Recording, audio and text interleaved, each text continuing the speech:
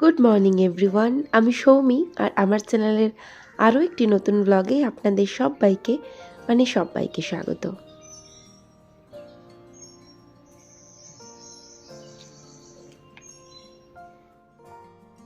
এখন একদম সকালে 6:10-15 মতন বাজে।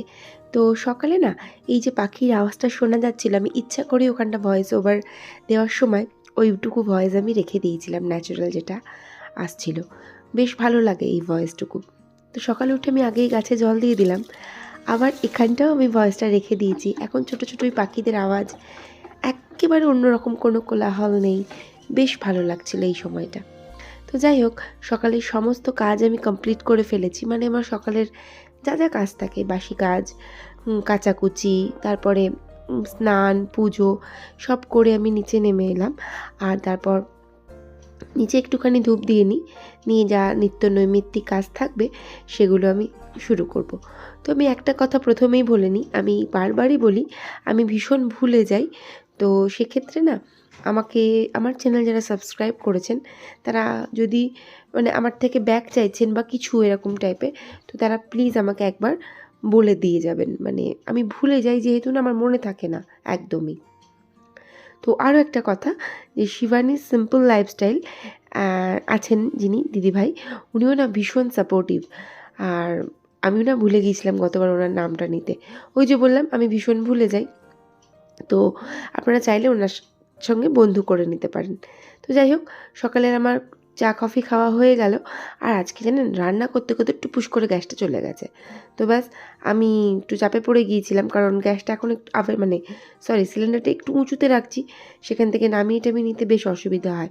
ভাগ্যিস তমাল এসেছিলো, সেজন্য ওই গ্যাসটাকে আমি সেট করে দিলাম, মানে সিলিন্ডারটা।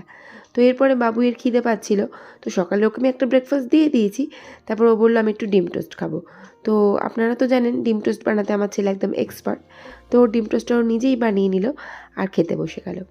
তো আজকে না বেশ কদিন হলো ভাবছিলাম আমি একটু চিকেন করব, তবে আলু দিয়ে না।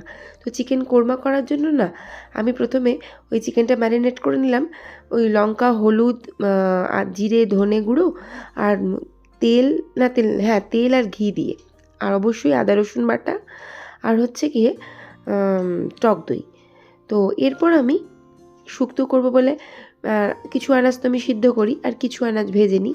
তো সিদ্ধ যেগুলো করব সেগুলো সিদ্ধ করা হয়েই গিয়েছিল, আর এদিকে কিছু আনাজ যেগুলো ভেজে নেবার থাকে সেগুলো ভেজে নেব। তো শুক্তো খেতে মোটামুটি আমরা সবাই ভালোবাসি। তো একদম সিম্পল প্রিপারেশন, তো খুব একটা ভালো করে আমি শেয়ার করলাম না আপনাদের সাথে।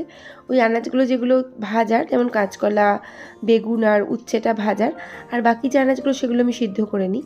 আর একটুখানি পাঁচফোড়ন আর তেজপাতা দিয়ে ওই সিদ্ধ আনাজগুলো দিয়ে দিই। আর তারপর একটু নাড়াচাড়া করার পর ভাজা যে আনাজ থাকে সেইগুলো দিই, বড়িটাও দিয়ে দিই।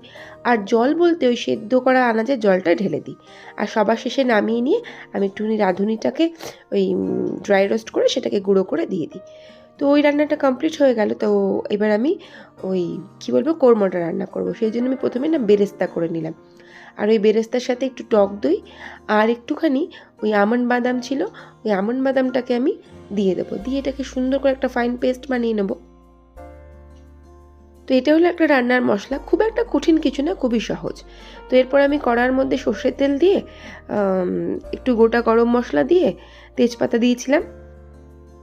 তারপর ওই ম্যারিনেট করা মাংসটা দিয়ে দেবো। ব্যাস, এবার বেশ খানিকক্ষণ নাড়াচাড়া করার পর যখন তেল ছেড়ে আসবে, তখন আমি এর মধ্যে একটুখানি চিনি দিয়েছিলাম। তো তেল ছেড়ে আসার পর আমি এটাকে আরও একটু সুন্দর করে নাড়বো। তারপরে আমি না এর মধ্যে খানিকটা জল দিয়ে দেবো।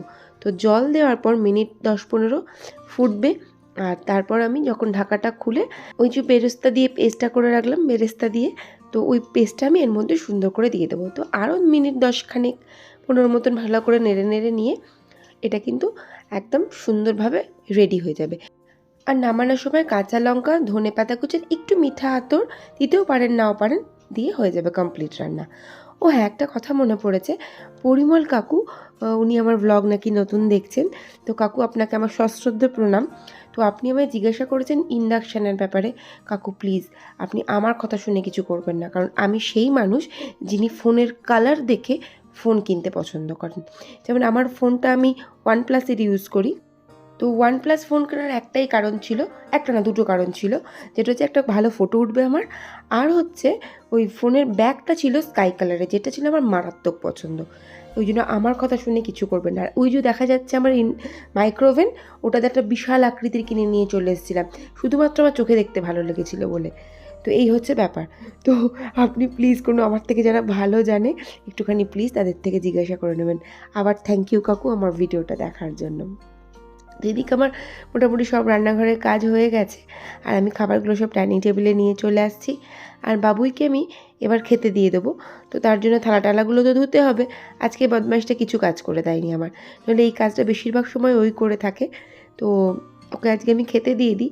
আর ওর সবচেয়ে প্রিয় চ্যানেল খেতে বসে যেটাও দেখে, হয় কোনো ফিজিক্সের কিছু দেখবে, আর না হলো এক্সপ্লোরার শিবাজির চ্যানেলটাও দেখতে থাকবে, ওটা ওর খুব ভালো লাগে। তো ওকে আমি খেতে দিয়ে দিই, আর তারপর আমারও তো খিদে পেয়ে গেছে, আমিও খেয়ে নেবো এরপর। তো এরপর না সন্ধ্যেবেলা আমি একটু আজকে বেরিয়েছিলাম, আমার টুকটাক কিছু বাইরে কাজ ছিল, আর বাবুও বললো যে মাম্মা চলুন একটুখানি কিছু খাবো। তো সেই জন্য একটু বেরিয়েছিলাম আমি আর আমার ছেলে আর ভাইপো। তো এই যে মিয়া অমরতে একটুখানি ঢুকবো আমি, কিন্তু এই যে তার আগে দেখুন এই যে বাম সাইডে এই যে কাপের দোকানে না খুব সুন্দর সুন্দর কাপ পাওয়া যায়, মাঝে মাঝে আমি এখান থেকে কিনি। তো এবার সোজা ওখান থেকে মিয়া অমরতে গিয়েছিলাম, আর সেখান থেকে সোজা 3টে হটডগ নিয়ে এসেছি। কিন্তু না খেতে তো আমার ইচ্ছা করছিল না নিয়ে এসে, তারপরে ওটাকে সোজা গরম করে দিলাম। ওরা দুজনেই বলছে যে ওই প্যাকেটটা সময় ঢুকিয়ে দিতে, তারপর আমার সঙ্গে খিল্লি করছিল। আমি বুঝতে পারলাম যে না, প্যাকেট সময় ঢোকানো যাবে না, ওর মধ্যে কিছু একটা কেলো হয়ে যাবে। তো তারপরে 3জনে মিলে বসে গেলাম খেতে। তো বাবুই আজকে সন্ধ্যাবেলা চা বানিয়েছিল, সেই চায়ের কাপটাও আমি ডাইনিং টেবিলেই রেখে দিয়ে চলে গেছি। তো খেতে কিন্তু আমার একটুও ভালো লাগেনি। এক কামড় খেয়ে আমি সাথে সাথে বাবুইকে দিয়ে দিয়েছিলাম যে না, এটা আমার ভালো লাগছে না। তো তারপরে না, তো এরপরে বসে বসে আমি আর দিব্য খেলছিলাম ক্যারাম, ওই ফোনে যে ক্যারামগুলো খেলা যায় সেই ক্যারাম।